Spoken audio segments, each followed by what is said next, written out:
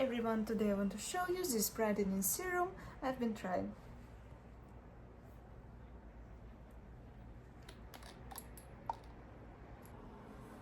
It has 15% niacinamide combined with TXA, which is tranexamic acid.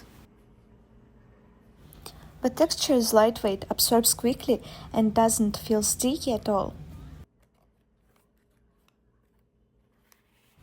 I like that it works well under moisturizer or makeup. It also has hyaluronic acid for extra hydration and vitamin B12, which gives that healthy glowy look. After using it, the skin feels smoother, softer, and a bit brighter, especially in the morning. If you're looking for something to super clean, even glowy skin, this is a nice option to add to your routine.